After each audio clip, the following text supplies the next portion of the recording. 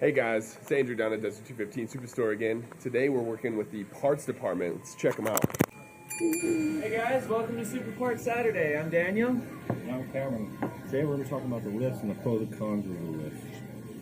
Alright, so we got the JK lifts, which obviously the JK has been out for 10 years. What we do here is we have two options as far if you want to stick with the factory warranty.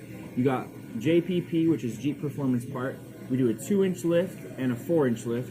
Both feature Fox shocks. The 4-inch comes with reservoir shocks. They all completely change the suspension. So we're talking shocks, springs, control arms, linkages, everything. The 4-inch kit actually comes with a front drive shaft. It's very, very nice kit. There's not a lot that you're going to need after this kit. It's made for on and off the road, so you have the great ride quality while you also have the capabilities, the flexibilities, and the articulation that you're going to need off the road. Now we also have the JL that came out, which Cameron's going to tell you a little bit about that. On the JL lift, it's a Mopar standard 2-inch lift on Fox reservoir shocks. You get new springs, new control arms, new steering linkage. You can fit 35-inch tires with just a 2-inch lift. Just throw some JL flat frames on there. You can get them all the way up to 37-inch tires. Mopar is doing reprogramming for the speedometer. You can reprogram all the way up to 44-inch tires. And there is a couple of benefits and drawbacks to them. Benefits are going to be more off-road capabilities, and it opens up the world for more accessories and other cool accessories as well.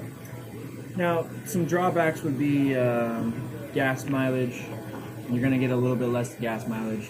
Your ride quality is going to be just a little bit, you're going to get some stiffness out of it. However, for the lift that it is, you're going to get the best ride quality on the street that you can.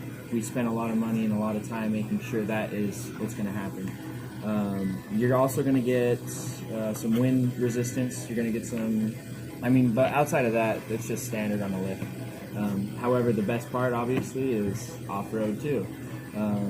The cost isn't crazy. 2-inch lift, you're looking at about $2,300 for the JL.